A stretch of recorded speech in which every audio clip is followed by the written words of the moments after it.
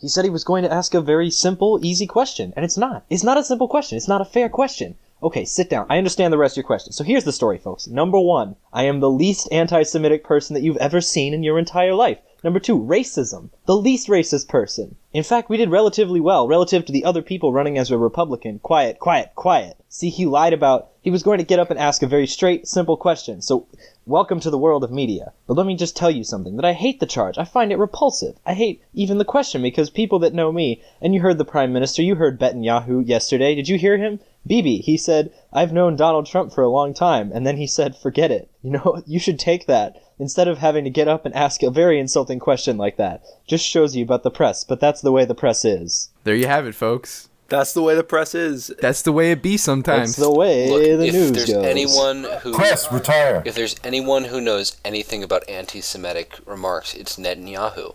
Who else? Yes. Who else has had more anti-Semitic remarks hurled at him? Like, oh, stop murdering Palestinian children. I mean, like that kind of horrible, they make those like borderline Nazi cartoons using his image. My God.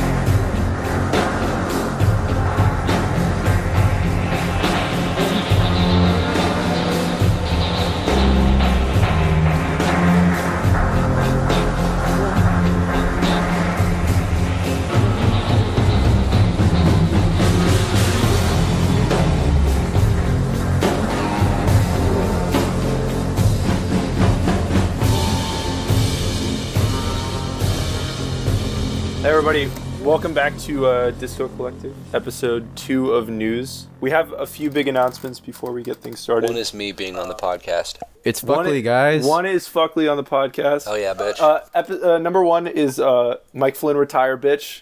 Woo! He's number fucking 2 out. is Andy Puzder, retire, bitch. Yeah. Can we just get a sound off everybody on? I'm Sid Hatfield, at Gecko Fantasies. Hey, it's me, Malloy, Drone Chomsky. Y'all know me. Hannibal, at Hannibal Lefter. Mr. P, at PNW_trope. You know who it is. William F. Fuckley, also known as Tanky Sinatra on Twitter. Also known as I don't know. But if you don't follow me on Twitter, you're probably poor. So... Get this classist piece of shit out of here. Excuse on me? The podcast? I don't know. Yeah, this was a disaster. This is the disaster. Ruin this fucking recording, God man. damn. It's the biggest mistake we ever made. Tanky, retire, bitch. We have no one to blame but ourselves. I retired. What we should have done is just let him promo the podcast on Volcel Nation, and then just everybody cut it out. Also, as a payment Kick for him this, off. everyone go listen to Volcel Nation at Volcel Nation, SoundCloud.com/Volcel Nation. I'm editing this out. Yeah, please. I endorse the endorsement. Look, see, if I endorse you, I endorse me. If I endorse... I'm mutual endorsement blocking is the good endorsement. practice. I'm going to filibuster. Yeah, this is like how the mob does it, where like the two capos will respect each other. We can't kill any of his underlings, but we can kill like his street thugs. No, I am... But we can also kill our own underlings. This is like having a one-man mob and then being a part of a bigger mob and trying to keep those lives separate, but also repping your mob from mob to mob. So, you know, we look out for each other here, but I also have to look out for myself. We're all True. Tony Soprano. Okay, let's get to the news. Let's get right into this. Let's get right into this after 5 minutes. So today there was that interesting press conference with Donald Trump basically having a meltdown in front of his brain just like a meltdown frying. Anymore. I don't want to call this deranged. You're right. Anymore. It was characterized. This is just normal, man. Yeah, I mean, it was normal but incredibly dumb. He got mad in real life. Yeah, sure. The more important thing probably than this like public display of frustration is Mike Flynn getting canned. Just all of the fallout from that has been pretty ridiculous. Mike Pence found out that Mike Flynn was going to get canned or Mike Flynn was lying to him in the news. It's beautiful. There's been a lot of shakeups going on. I think there's a new. He announced a new candidate for labor secretary today that also looks horrible, along with Andy Puzder. No. Didn't you hear Kurt Eichenwald? We can all rest easy. This is a great choice. It's amazing. This is really good, actually. Never start a sentence with, didn't you hear Kurt Eichenwald? No, I think there are some sentences you can start with, did you hear Kurt Eichenwald? Did you hear Kurt Eichenwald? Did you hear Kurt Eichenwald died? Almost punched a man in an airport. Did you hear Kurt Eichenwald died? And his wife tweeted about it. That's been the most nutty thing out of the day was that press conference with Netanyahu, along with I think yesterday when he was saying that a one-state solution is like he's fine with that. That's good. One state, two state, I mean, whatever they want. It's not surprising, but again, it's pretty horrifying. Where he goes from like stop building settlements, it's bad, to yeah, sure, one state, let's do it. Like. There's nothing to predict. There's nothing happening that makes any sense. I watched just that kind of video, roll with the punches. It genuinely looked like he was ad-libbing, like he didn't know what he was doing. No, if you watch the video, he looks like Netanyahu, or like somebody poses him a question, and he just kind of is rolling with it. He's looking over at Netanyahu for help. Yeah. And the uranium thing, where he was just like, you guys heard of uranium? It's a little thing. Ever heard of nuclear bombs? It's like he has no idea what he's walking into every single day. Here's the thing. Donald Trump absorbs the personality of whoever he talked to last. He's like Kirby. What he does is he'll talk to the king of Saudi Arabia, who's a horrible anti-Semite. It's like, oh, maybe Palestine should exist. And then he'll talk to the prime minister of Israel, and it's like, no, maybe Palestine shouldn't exist. And you do need a certain level of like intelligence to understand the cognitive dissonance that goes into like exerting imperial power around the globe. And he doesn't have it. He doesn't know. He's too stupid. He's one of the. He's too dumb to realize that like, yeah, we're allied with enemies. A good imperialist figure. Yeah, it makes him a good leader for an imperialist nation. Because, of course, imperialism is not accomplished by one man in a suit. It's double blind. Trump doesn't need to know. Nobody else needs to know. Things just happen, and suddenly there's a million dead Palestinians littering some fucking outskirt of Israel. Trump needs to... What do we all think about the line in Catch-22 that I can't remember at this time? I'm reading that right now. It's a good book. It's a pretty good book. Do you know the line then? It's like bomb yourselves, we'll fucking bomb ourselves. I think the best line in Catch-22 is where the guy comes out of the bush and says, I've been living in the woods for a year. It's Hillary! Oh my god. Okay, if that's Hillary, then Milo Minderbender, who is he? He's not Milo Yiannopoulos. Yes, he is Milo Yiannopoulos. No, in a way, Milo can't be the Milo. No, that would be too. What does too Milo little. Minderbender do again? Milo Minderbender He sells eggs at a profit, but also at a loss. Yeah. He's Obama. He's like the absurdist figure of capital itself. I'll explain why. It's because Obama funded both sides of a war. So did Milo. Oh, that's a good take. It all Obama makes is sense Milo. now. And now he's paragliding. Yeah, I hope he No, he checks out of the army and now has like all he does is sell eggs, whereas now like Obama's just checked out of the government, paragliding while the world burns. Yeah. First story we want to get into. I hear that your part of the world is burning now. Yes, good old California. Nice coming transition. out of a like 5 or 6 year drought is always hard, because there's a little bit of adjustment. Like you have world record breaking floods and like everything's fucking underwater.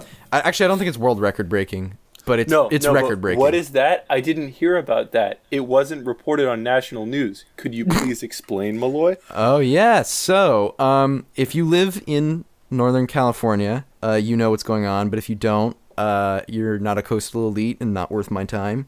But basically, the Oroville Dam, which is just north of Sacramento, which is like built in the '60s, and it's this big ass fucking.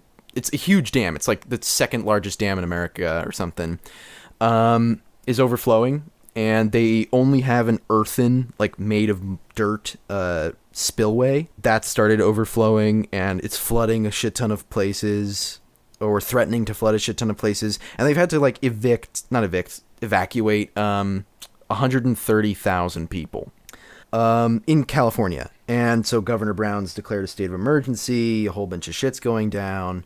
But basically, the big thing that came out of this is that they knew that the dam was not up to like withstanding enough water. But fucking like 130,000 people displaced internally in the United States. Just to me, this is what the future of like climate in the United States is going to look like. You're just going to have fucking hordes of people in these little local, not reported on very well, just fucking uprooted and now living in like hotels and fucking Air Force bases and shit. And then, some politician said some wacky thing, so let's focus on that. I mean, that's like, if you think about it, it's a pretty horrifying intersection between the fact that infrastructure is actually crumbling and that we're going to keep seeing more extreme weather events. Unless we actually get a significant boost in funding for infrastructure projects, which is something that Trump did campaign. That's not going to happen. Yeah, no, never going to fucking happen. Because they're going to privatize it, and displaced people means cheap labor for corporations. California had fucking Enron with privatized energy and public resources, and everybody knows how that fucking turned out. Like, these refugees are going to go work for the new Enron now, and they're going to get paid like nothing, and then the government is going to act like they're employing people when actually those people are employed, yes, but probably eating, no. But also, I think... So, like, if you're talking about infrastructure collapse, this is a perfect example, because this is something that people predicted, people knew was possibly a situation, and it's caused directly by global warming. This isn't like, who knows where these storms come from. It's like California's transitioned from a fucking, like, normal rainy season to, like, these series of monsoon floods every couple of years. Monsoons and droughts. This is living in the fucking Indian subcontinent and having like recurring monsoons. Well, you know what they did? They fucking created infrastructure that responds well to monsoons. We don't have that. We're not going to switch to it. We're not going to like actually knuckle down and put that money in. We're just going to keep declaring states of emergency until we're living in this perpetual background noise of emergency as like you get like mini Katrinas happening. And it's not just California. This is, I mean, the East Coast getting exactly. fucking... Six people died in that Georgia storm a little earlier this year. Yeah. East Coast getting a shit ton of snow. My parents' house recently. Like, the viaduct in Seattle is crumbling. They know if there's an earthquake, it will fall. When there's an earthquake, dude. Fucking Seattle. Exactly. Seattle's gonna crumple like a house of fucking cards as soon as like the earth burps.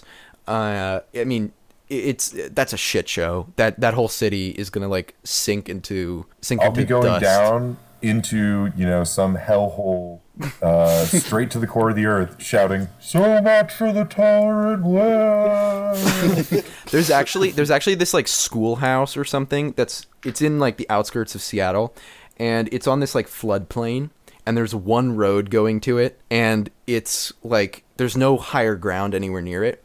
And some emergency services were talking about that. And it's like, if there was an earthquake, you'd have about 20 minutes to get out of that building and out to like higher ground.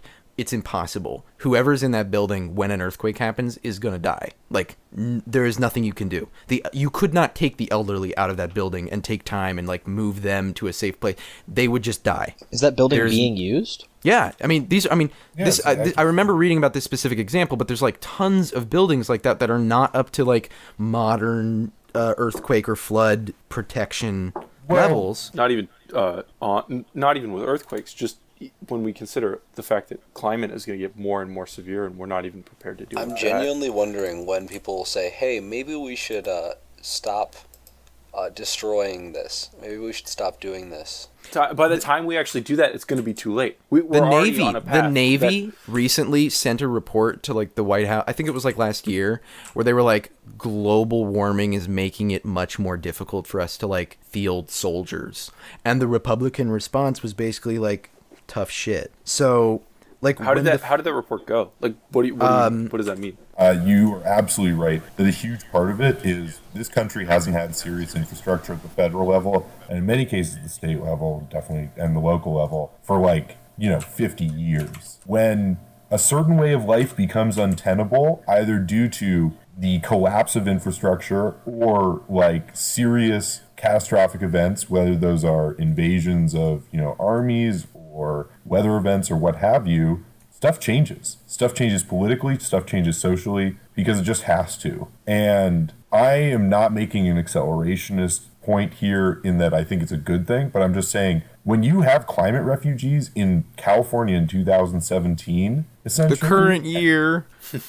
Yeah, in the year of our Lord, AE 2017, that's an incredible thing, and that is going to dramatically change demographics in cities, in but counties. the thing is, these are places that are at risk for these sorts of things are already places Republicans generally don't give a fuck about. Like, do you really think that okay, like, look at Katrina. Coastal Florida. Look at Katrina. Coastal Florida, deep into Louisiana. Yeah, like these fucking. Do you think that they're going to offer? What is the end game of that if it is not to wait it out? Either completely abandoning those parts of the country, which kind of is happening already, and to wait it out, like a skeleton. They genuinely do. Like, that's the thing. People think that, like, they know climate change is happening, but they're like, they're like working around it or something. They're exactly as dumb as they seem. They are exactly as fucking like, there's snow outside, so how can global warming be real? What the fuck are you talking? Like, that is exactly what they believe. They don't give a shit. It's incredibly actually insidious. That dumb. They have other values. I mean, it's short term, and the thing is that, like, if they survive this political problem, they're not gonna live to see the fact that the coastal region of this country are going to be destroyed, and severe weather events are going to continue to kill, like, 6 people in Georgia, another few people, like, every single time. The Navy report, weather events. It's there's the future is pretty scary to look at when you look at people who are actually looking at climate science. Like, it's frightening. The Navy released this. My level of climate alarmism, I tweeted this a while ago, but is standing in a park and screaming the world is going to end. But. Yeah, like, it's like, this is fucking horrifying. So there's the Navy report that's talking about 18 military installations that are at risk for, like, climate caused or related failures. And it's like, it's not like, oh, well, it'll suddenly become more difficult to, like, I don't know, ship fuel around or something. This is, they will lose these bases. They will fucking sink into the ocean. And there is no response from the military, from the fucking, like, boys in blue that we give so much of a fuck about. They do not care. They will not lift a finger. It is not on their priorities, and nothing is going to happen. Yeah, it's been characterized as a national security risk by people. And still, I hate sounding like a posadist here, but maybe we need a ecological posadist perspective where you're like, global warming is actually good. We don't need an ecological posadist perspective. That's fine. You can think that. What I will say is that if there is, actually tremendous amounts of chaos and destruction caused by climate events and failing and not replaced infrastructure and the total evacuation of services and, like, any semblance of a state that, like, kind of cares about you or protects you, even in the most lame way, then something is going to go down. People will form, the kind organization among themselves and try to do something to put themselves and their families in a better position. And this is happening all around the world. And there's hundreds of millions of people affected by this. There are islands that just aren't going to fucking exist anymore. Bangladesh is going to fucking vanish. Don't exist anymore. I like Bangladesh. I want Bangladesh to exist. Yeah, it's going to be a fundamentally different world unless we get, like, some kind of Snowpiercer solution that doesn't fuck up, and it's like, oh, suddenly nobody needs to worry about this anymore. Unless that happens, which I doubt will happen. The world is a vast and complex place, and there's no real silver bullets here. You really have a fucking problem globally. Yeah, there are some projections that say things like, I mean, I'm not a scientist, right? So I take all of this when I read it with a grain of salt. But there are some projections that say when there's more water in the atmosphere, that can also function as a greenhouse gas. Yeah. And so rather than seeing a linear progression, you would see an exponential progression. Well, yeah, it's positive feedback. So basically, like, in ice-laden regions, ice reflects sunlight, so it doesn't absorb the heat. So as ice melts and you start exposing rock or other less white objects, they absorb more heat and thus accelerate heating even more. And so you get these feedback loops where like when one thing happens, it unlocks these new opportunities for more things. Like also in Russia, losing permafrost means all this trapped carbon in the permafrost gets released in the atmosphere. Right. Exactly. Which, I mean, some people predict that the amount of carbon in the permafrost is enough to like fuck us very, very, very quickly. I don't know how accurate. Yeah, I've read like one kind of crazy article about that like pop effect, where it's like it'd be like a champagne cork, and then all of a sudden the atmosphere is flooded with all this excess carbon. Yeah. I don't know how accurate if you spend that 20 would minutes be, reading but climate alarmism articles, you immediately become 10 your brain times more shuts paranoid. down and you start screaming like an You ape. become an eco-terrorist. That's how I spend my Saturdays. That's what happened to Ted Kaczynski. He wasn't the Unabomber Yeah. until he read that the bees were dying, and then he wrote a manifesto and bombed people. Yeah, all those Twitter people who are like, what the fuck, let's save the bees, are going to be like mailing pipe bombs to their senator. I really like bees, so please don't talk shit.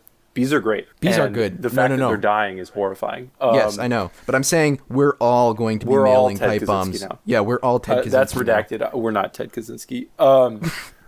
Speak for yourself, motherfucker. We can talk about this for hours on end, but let's in the interest of transition. moving on, let's talk about this horrifying, horrible take that was in the American Conservative. If you don't think this is like the Let's set the worst, stage a little bit. roll this back. Minding your own business on Twitter. Yeah. I don't know what day it is. I don't count those. See some of your favorite center-ish leftists just posting away happily. What are they posting about? They're talking about some article they've all read. Seems That really everyone's like it, read. too. Yeah, everyone's read it. No one's linking to it because that would be unnecessary. Okay, posting about it is obviously the better solution. Non-stop posting definitely helps. Non-stop posting, never linking. Yes. So what was this article that they were posting about? Well, gee, I happen to have it right here. And why was it in the American Conservative? Coming from a center leftist, Horseshoe theory. Did they read Zaid's long? It's entryism monologue? to the GOP, guys. We have only 45 minutes. Let's avoid that entirely. But let's talk about this horrible article. This article is the worst shit I have. I mean, it's in the American Conservative, so it's like next to like the truth about the two-state solution and drone warriors and shit like that. But like this is viciously bad. Well, yeah, because it tries to Write a blog. Yeah, I mean, these fucking morons are bad people. They all will burn in hell for eternity. One of the best parts is bad. This is some anti-trans, turf shit. But one of the best parts is many of the people who like initially were like, "Oh, this article's pretty good," later said, "Oh, I only read the first few paragraphs, and that's why I thought it was good."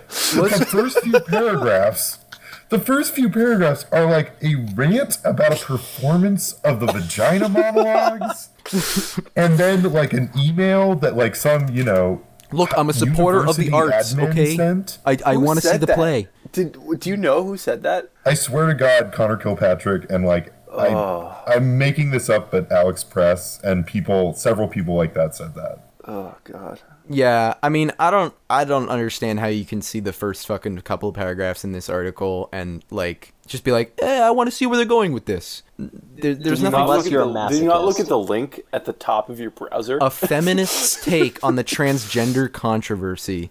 That screams turf. On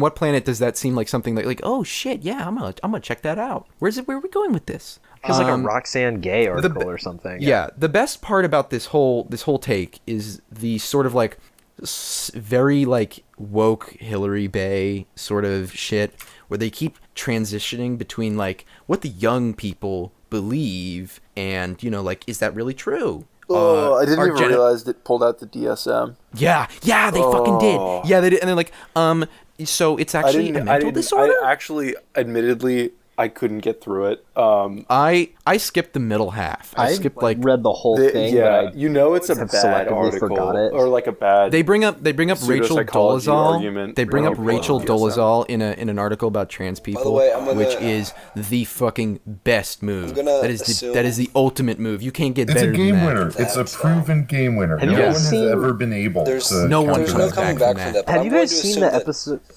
Sometimes I'm like, yo, guys, we should treat trans people like human beings. And then someone's like, yeah, but do you remember when a white person thought they were a black person? And I'm like, fuck. Okay, that's right. Change the bathroom laws. Fucking get rid of them. I put boys in pants now. Okay, this is madness. It's gone too far. Is, I'm hoping, what was that, Fuckley? I'm hoping that DSM stands for Dick Sucking Machine. I'll be incredibly disappointed if it doesn't. Now I feel like an idiot for letting Fuckley talk. Fuck. That took me a long time to get in there. Can we? Okay, the best part about this whole article is the last sentence or two. Changing the world is a good project. It's also a very difficult project in which details like genitals don't matter. This is good. Yeah. This is what I call good. So have you guys seen Atlanta, the TV show Atlanta? I've never seen Atlanta. With Donald. Okay, I watched like 2 episodes. This seems like a tangent, but go. Yeah, he does an episode where he has him and like this rapper and this really hardcore like white feminist obvious straw person on like a TV show talking about transgender issues. So it's kind of a tangent, but like they're talking about that, and then they come to a kind of agreement, and then they get into this bit where there's a transracial person on there, and they start making fun of them, and like it's like, oh, that's great, like, oh, like trans feminism is good, but we should definitely make fun of these people, and sometimes things can go too far. Like it feels like this person saw that and was like, oh, that means that all feminism is, or that like all trans people are bad, and you can't like transition or be like have a shifting identity under any sort of like socially constructed. It's the kind of fucking moron take where you sit down and say like, oh yeah, well if that's true, then I guess you'd have to accept this. No, you don't. And like Atlanta did a much better job of it. Like Atlanta took it and was like, okay, here is this thing that is good and valid, and here is this thing that is dumb. Let's laugh at it. Also, I think that the most important part of the sort of presentation of the article online was her tweeting out the article. With the emoji, she said, I wrote a thing. Hitler, 1933. He's like, so guys, I made a thing. He like posts Mein Kampf with like a devil horns emoji. Like, it's like the nervous emoji. He's like, so maybe some of the international Jew cabal might not be happy with this, but it's the truth. So, and then he uses the nail polish. Can you imagine if like the InfoWars people were like that? God, I'm so glad they're not. They're their own. At least they're more like that. They're more serious cool about. Maybe after like 6 more months of Trump, the InfoWars people will become like positivity Twitter, and Paul and Alex will just be like, "That's actually everything is going fucking great in the American Republic, guys. Just wrote a thing, just published a goddamn podcast. Hell yeah!" I love all my white nationalists. They're the best people. They're all so nice. Oh my god! Yeah, I can't wait to go to UC Berkeley and see at Prison Planet. If you look long enough at like alt-right websites and like 4chan and shit like that, you'll often find like these weird sort of positivity circles. And I remember one very distinctly. Like this was in 2015, and it was like these guys were talking about like, I support Trump and I'm black. I support Trump and I'm gay. And it was like one of those threads where everybody starts jerking off about how accepting they are. But then there was this one guy who's just like, I think that's what's the best thing about the like supporting Donald Trump. It doesn't matter what race or religion or gender you are. It's just what matters is if you support Trump or not.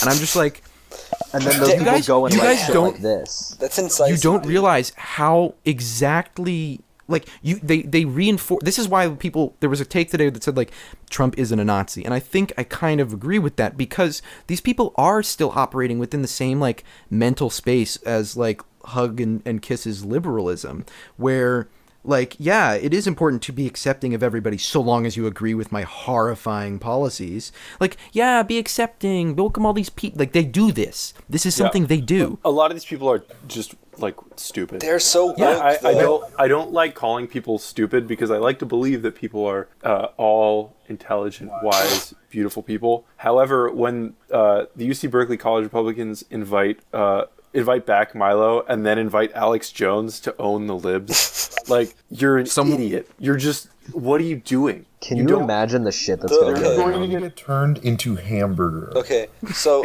Alex Jones is made of hamburger. Like, what did you think? What did you think? You thought, oh, we're gonna bring the conspiracy theory guy that talks about gay frogs to show people that we are in fact the tolerant ones compared to the intolerant left. Yeah. Like, what? No, because they've adopted you... tolerance as this sort of like this. Actually, we like free speech because we're tolerant. Even when that free, it's this focus on meta policy. This focus on like this world of ideas that is just sort of like, what will you allow to be said? Like, are you accepting of things? Not dealing with the actual fucking content of what those things mean. And I think it's important to distinguish the College Republicans Club of different institutions, because consistently College Republicans clubs have shown themselves to be evil and stupid. Every young Republican, the intelligentsia, every young Republican the actual, can go for fucking hell. The administration, intelligentsia used very loosely. I think we've pretty much torn this article up. I don't think many of us have that much more. If I could say something about the Fuckley, go ahead. Okay, if I could say something about the free speech people on Twitter, like half of these people in one breath are like, the Enlightenment was a mistake. We need to go back to blood and thunder and soil. And then when Twitter bans their alternate account called like Fashy Greg 1488, they're like, first they came for the free speech. First they came for the guy who violated the terms of service, and I didn't stand up. Because I abide by Twitter. Was free, damn it. Free speech. I can't believe this website is free. Speech? The most basic conceit of this article, I think we can all agree, is that, like, she just, as most TERFs and people who are not, like, studied up on gender theory do, just totally and utterly confuses gender and sex, like, throughout the piece. Like, she can't fathom that there are, like, she can't fathom a theory outside of gender essentialism, where it's like, oh, you have a vagina, therefore you fulfill X role. Like, the connection there to her is, like, totally concrete. She can't possibly question that. Nobody with an above 6th grade fucking understanding of biology. Okay, that's a bit harsh. Nobody with an above a like freshman year high school understanding of biology. That's not harsh. Nobody with above like a elementary school, because like in 6th grade I learned enough to understand gender theory. If your brain fucking works at all, you understand that like the world is really fucking complicated. If you look at like even among animals and like human beings, like reproduction is not like clear cut. There are male seahorses carry eggs. Yeah. Well, even more fucking absurd than that. Like, look at like reproductive systems of like plants and fungi and like all these things. Yeah, you can sort of kind of make these like oh well, this makes sense because like it's a male and this is none of it is communicable. None of it is fucking arbitrary. You cannot work backwards from your cultural constructs to science. You cannot work like so there is a thing called males, there's a thing called females, and those are men and women, and now I need to work backwards and apply that to like science to reinforce my shitty beliefs about trans people. Well, that's why their politics are always reactionary, and they're constantly reacting to people saying no. They're never creating their own theory, they're just disagreeing. Yeah, this whole piece never actually provides a like coherent perspective on gender. It is simply responding to like things that people's like, there's a saying in the trans community to chide feminists, do you only support a woman who bleeds from their monthly cycles? And then she has like 3 paragraphs to say like periods are like fighting against nature. No, that's bullshit. That's fucking made up. Periods are just something that happens as a consequence of our reproductive history. This is how human beings as a species reproduce. That doesn't have anything to fucking do with how your culture views them. I mean, it's it's absurd. It's reactionary in the most literal sense. The one thing I would want to circle back on, just to tie it all up, is nice that little bow. we've talked a lot about a bunch of different people on the right who essentialize issues and generalize and ultimately are very reactionary and want to preserve the status quo in some form. Some of them call themselves second-wave feminists or leftists. The common uniting thread is none of them are fucking materialists. None of them are radical materialists. They're all fucking idealists who believe in their values above what happens in the actual goddamn world. Yeah. It's ideology on fucking steroids, because you don't need to actually have a plan for your ideology. You don't need to have an actual fucking, like, opinion on what you do with it afterwards. You just need to very vigorously believe that trans people aren't real, or aren't real women. They're just weird. They're just in the DSM.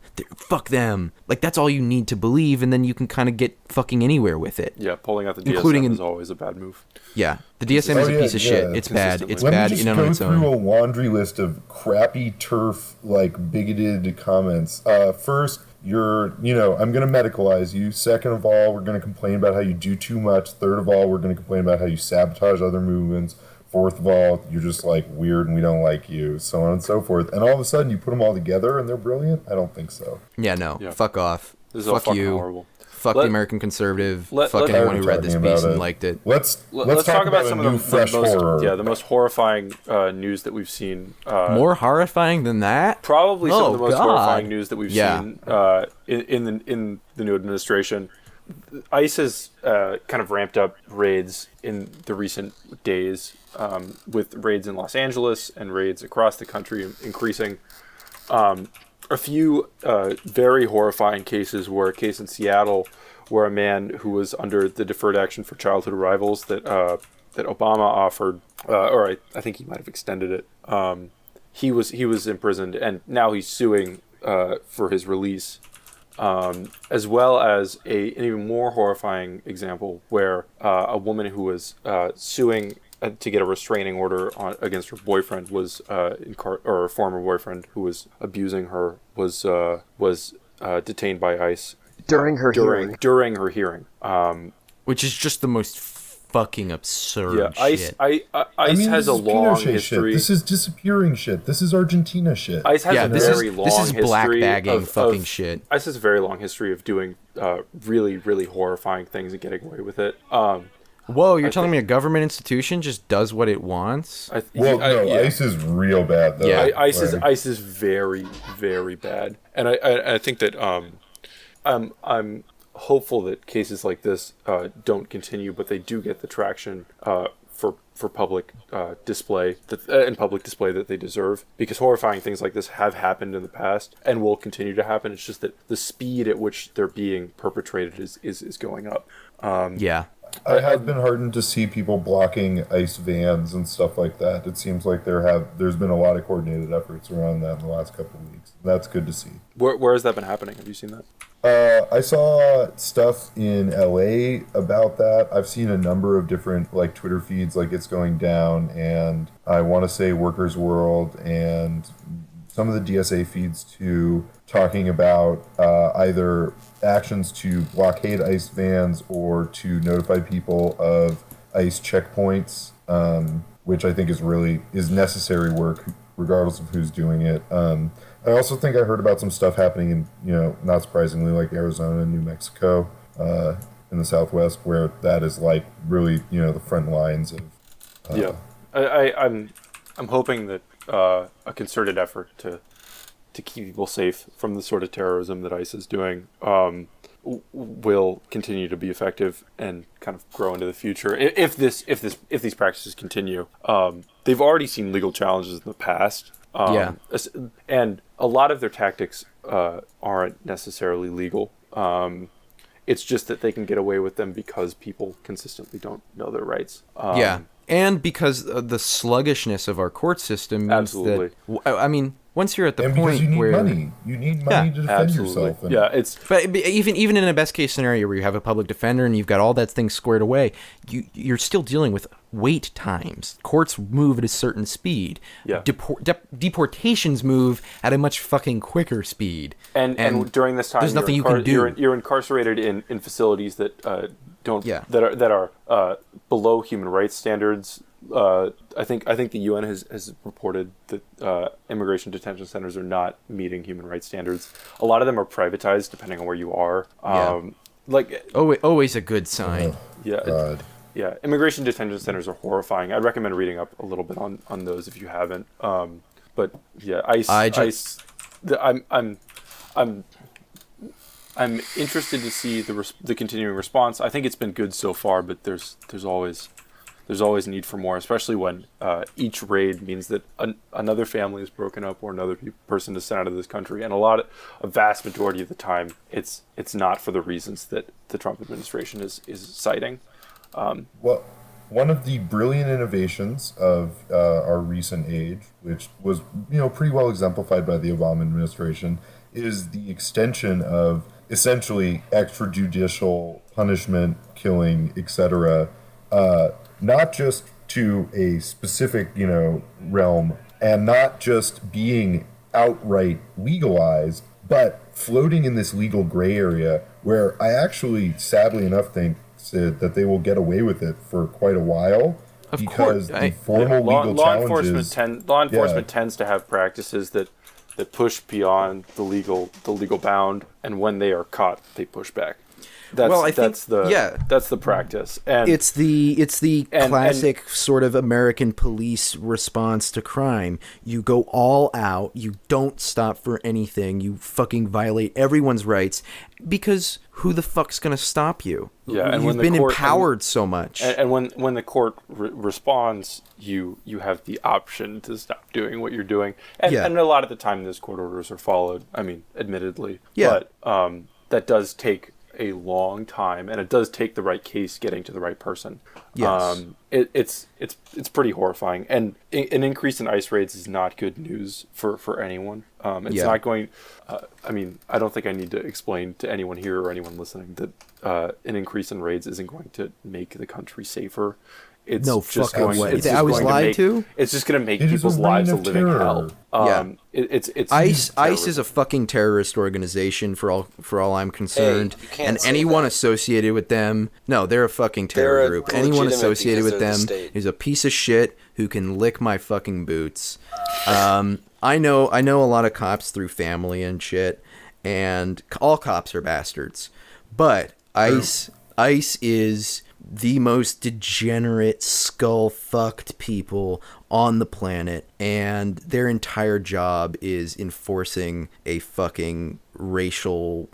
I mean, there's a lot of cases where it's like, oh, cops are enforcing racial discrimination on people. Their entire fucking job is to enforce racial discrimination. Yeah, and their entire job and their entire practice. I would mainly stem it on their practice. Even if you go into the organization thinking, because there are a good number of people in this country who genuinely think that illegal immigration is a problem. However, being confronted with these practices should almost immediately set off a red flag. Two things. Everyone who believes that illegal immigration is a problem, they're all wrong. And two, 100% wrong. 100. There's no fucking redeeming point in that argument whatsoever. Well, because it's all the bullshit moralizing, like in the TERF article. It's all entirely arbitrary. The idea that immigration is the problem is not true. They don't give a shit about all immigration. They give a shit about a certain fucking faction of immigrants who happen to come from directly south of us. They don't give a shit about fucking Spaniards coming into the country or Germans or Canadians. They don't give a shit. They give a shit about brown people coming into the fucking country. Because anti-immigrant sentiment has always been ethnic. Yeah. Yes, it's always been defined by who is and who is not white. It was the Irish, when then it was Germans, the Jews, then it was whatever. Yes. Yeah. Because whiteness is a sliding scale that's bullshit, just floats on whoever is currently in power. And the idea that now this is suddenly different because, like, oh, well, the economics are different or globalism has happened. No, it's the same fucking primal tribalism of Americans that we will not shake until someone just fucking ends our horrifying regimes. I mean, the threat of sedition and terrorism has been used against basically every single immigrant group, right? And you're absolutely right that there is a racial component to the targeting of these policies. And it's always so, they think they're so fucking clever because they're like, oh, well, we're just looking at the data here, folks. And, the thing is, they don't need to be clever. They can be as ham-fisted and as brutish as they want because the law is the law. The law has always been that you could do this. And if they really wanted to, and they really want to, they can enforce that in horrifying, racially motivated ways. Yeah. I give them absolutely no credit. I don't give a shit they're just doing this job because of one thing or another thing. They're all horrifying, bootlicking fucking monkeys for a terrorist fucking organization. And every single one of them. But also don't forget that in order to solve any of these fucking problems, you have to be against goddamn borders, and you have to radicalize even further than just going left. I still read the problem did this too. I still read Jacobin and everything. I'm still on the Demsoak circuit sometimes, but anybody who's seriously proposing a left-wing response to modern politics that doesn't include radically changing our perspective on borders is a fucking hack, and there is absolutely no room on the left to have a border-friendly perspective. I mean, what you were saying about ICE earlier, it's a racialized. It's entirely racialized. There are some jobs that you sign up for because you're a scumbag, because you have all this fucking hate in you. ICE is one of those jobs, to a lesser extent, being a police officer, and if you have enough hate for fires, I guess you can become a fireman. But that's a good channel of your hatred. Become a fireman. You can pretend the fires are minorities if you really want to. Yeah, firemen are just much cooler cops. You go into the fire department because you want to help your community, and you go into the police department because you think that because you want to ethnically cleanse your community. I know, but ideally, let's think about the ideal. It's like you. If you are the stupid person that I try not to think about, you think that the current order is good, and that maintaining the current order is a good job to take. And that you with a gun should be the one to do it, and that that in doing that you will be doing something good. Holy shit! I have a story. So I was this is kind of personal, but I don't give a shit. These people are psychotic. I met some people who are cops, and they were telling me about how their kids go to this public school on the East Coast, and that their kids were being bullied, or actually I think their kid got suspended. The cop's kid got suspended for bullying this girl, and they said it was a bullshit charge or something. But they found out that the girl he was whatever. I don't give a shit about their kid. They found out that the girl he was bullying was Hispanic, and so these people who are cops had people in the PTA follow the kids home to find out where they were. I'm not joking. Not even a fucking bit. They followed the kids home. What is wrong with wait. It gets better. It follows them home to find out where they lived, and if they lived in a quote immigrant neighborhood, and then complained to the school and said you need to call ICE on them to find out. Cops are bastards. Every last one. Jesus Christ. These were fucking elementary school children. Kids. It's a child. Kids! You sent fucking grown-ass adults to follow these kids home? Your kid is bullying a child. Your kid gets suspended for being bad. And your response is, I'm going to It's like helicopter parenting, child. But like Pinochet's helicopters. God, that's disgusting. These people are fucking slime. I detest them all so very much. Yeah. Should we? And it's like the story is open borders. On that very nice note, we're reaching the end of our time. Open DM. Yeah. Should we talk about the deep state coup for a sec? Yes. All right, let's hit that. So we were going to bring this up last week, but we decided we'd run out of time, and we almost ran out of time this time. But so there was this whack ass take. This relates well to the cops. It was incredible. Thing. Step 1. This relates really well to the cops thing, actually. We love our authority. Fuckley, do you wanna hit it? Yeah, I'll hit it. I haven't been talking much. There's this insane lady. Express yourself, son. There's a cabal of insane liberal centrist lunatics who are pining for a deep state coup with Hillary Clinton in charge because they want a cuddly neoliberal overlord. Aside from Sarah Silverman not only being a part of this, but also thinking that like the street markers were swastikas, which was insane, and I love it. And she's my mom. But aside from that, these people, there's a whole subsection of Twitter that does this. These people want the police and the army to turn their guns on Trump. They're so insane. Desperate. They're so That's desperate. Insane. There was this great article where it was like, there are 4 options. I see 100 ways this could go down. No, there's like, there are 4 options here. 1, Trump is impeached. 2, nobody listens to him. And then they just said the 4. They were like 4, and they did it really melodramatically, where they were like, I cannot believe I'm saying this. Gulp. But there's a coup. But we could have a coup. And they could take Trump out of power. And it was like, holy shit. You are willing to buckle on any conviction you have, so long as the guy you don't like isn't president, because you're so fucking committed to Hillary. This is also a very brilliant political position to endorse, because there's a political position that by nature of its impossibility, they would never have to actually like account for. Yeah. They'll never have to defend it in a materialist sense.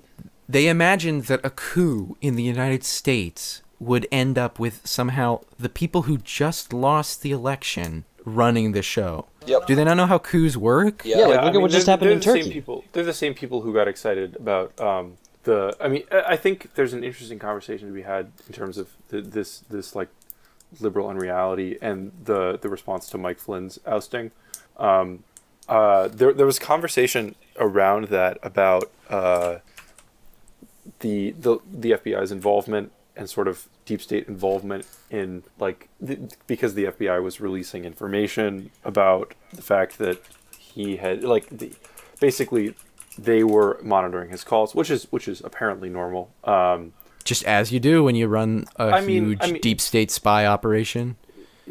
Yeah. I mean, what do you expect from the FBI, right? But Boys in blue. If you are like very excited about the Hillary deep state coup, like as a possibility, and then this happens and you're like, oh my god, the FBI is now on our side. These people who are like, Hillary did nothing wrong as the Secretary of State. She didn't do Benghazi. She didn't do any of these things. She was great. You also think she'd be like, yeah, we should kill the president and like install me as dictator queen. Yeah. What? I mean, the things that we talked about last time about the FBI's sort of understanding of white nationalist ties, as well as their practices in terms of human intelligence, like they're not good. The FBI is not good. We can have a conversation about this, and I can tell you the FBI is not good. If you look at like the entirety of information about post 9/11 FBI, it's horrifying. Like it's not you're not going to get anything that is comforting. There. And when the FBI gets more involved in not only politics, I mean especially politics at home, it's like, oh, this is bad. This isn't good. How fucking close do you want, like, the cops of cops to be, like, to real power? If you're actually on the left, you want them as far the fuck away as you can. And to then turn around and be like, no, actually, they're good. Actually, they're good. There is a silver lining to the Flynn firing, however. Guys, hot take. Hot take. Now we are all Red Kahina. Yeah, I think that the fantasy that the FBI or any other intelligence or military organization will come and save us from ourselves and give us Hillary, the woke president we all wanted. The greatest thing about this, the real punchline to all this, is that Hillary Clinton does not want to lead a country. She's like, all her tweets are like, these are the real consequences of fake news. It's she wants a TV show. If she wanted to, she genuinely had an opportunity to act like a leader of anything. She could have come out at the Women's March and spoken. But instead, she's living in the woods. She didn't even have to show up for 2 months, and she could have come out at the Women's March and completely re-seized the national stage that she had been neglecting. She's living in the woods. Not to do so. She's eating wild grown mushrooms and hunting. Yeah, Bill carries a fucking rifle around with him, and Hillary's just like, take the shot. Take the shot. She's training him. Yeah. They're gonna lead the deep state coup personally. After all that training, that's what's going on. Yeah. She's doing like deep state guerrilla training so that she can like do this dramatic crossing of the Potomac River and like storm the White House with like a ragtag group, and she'll cap Trump in the back of the head with a revolver. Yeah. Where is the Mr. and Mrs. Smith meme?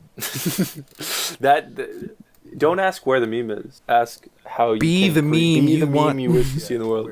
Don't let your memes be dreams. Yes. Dream your memes. Is Shia out yet? Speaking of which, no. Shia, free my boy Shia. He didn't do nothing wrong. Most leftist celeb. Shia rules. Honestly though, I am constantly appalled by how poorly put together every leftist like internet phenomenon is, and how badly they misunderstand how easy it is for 4chan to destroy it. Well, because isn't his camera like just white nationalists doing weird shit now? Like, isn't that how we got the milk thing? It got taken. Yeah. And it's like you get like 100 like people whose brains look like Swiss cheese standing in front of a camera like screaming about like racism and shit, and like you don't understand, white people are actually great. All the milk people on the cameras look like the people I know that are really into Costco pizza. Like they'll go to Costco to get the pizza. Dude, I like Costco pizza. Yeah, no, but will you go to Costco specifically to get the pizza? I'll go to Sam's. Yes, there's like a definitely. Sam's Club. That's our equivalent where I am. I go there to get the hot dogs. They have like $1 hot dogs that are good. Y'all have no taste in pizzas. Milk, Jesus. Whole milk is disgusting. Drinking it by the gallon is depraved. And it really... The best part... you guys know where I get my pizza? Nazis, do you know who can drink milk? Motherfucking pizza. Do you know who can drink milk? Children. Children drink milk. Adults biologically drinking don't. Milk is bad for you. Yes, your stomach will bleed if you drink too much milk. I have never had a broken bone. I grew up drinking milk. The thing about milk is that... when I was a man, I left childish things behind, okay? Like, that's the whole fucking point. You stop drinking milk, look, you fucking here's kids. Here's when you don't drink milk. When you're not having cereal or cookies. Those are the only times you can drink milk. Is with cereal or cookies. Yeah. If you're doing it outside of that, it's disgusting. Like the old neo-Nazis, they used to do heroin. They used to overdose. But the new neo-Nazis are actually treating themselves worse by drinking whole fucking milk, which disgusts me. And with that, we've gone over our hour. Next episode, I will be defending whole milk for a whole fucking hour. You tasteless That's gonna be the culture podcast. Is gonna be the culture podcast is like I'm gonna have to listen to you talk about milk. The culture podcast is just going to be The Aviator, but only the scene where he's drinking milk. Hell yeah! You know, I drink 90% milk. Scorsese's best film. I drink 90%. It's like mostly fat. You die. I just eat butter to like concentrate all the milk down. I think that but milk hey, is who's excited about David Petraeus coming back? I think even 2% milk is too fatty, and so I like to pour a little bit of water in there before I have a glass. Folks. And with that, folks, I think it's a good time to cut it out. It's time to put down the glass of milk. We're gonna be doing these probably weekly, and then alternating between culture and theory. So I think this week we have culture coming up. Culture's going to be fun. Yeah, once we get our heads out of our asses. What's culture about this week? Ex Machina, which we recorded 3 weeks ago. Shut the fuck up. We're getting things rolling. We're getting things started. Hannibal, you're our punching bag now. Like, every time you just... Shit. Shut the fuck up, Hannibal. Thanks so much for listening this far. It's been a good time. Hannibal, we'll listen to you talk about milk, I promise. We'll see y'all in a week. Guys, see ya. Night. Love you. Adios. Stay sweet.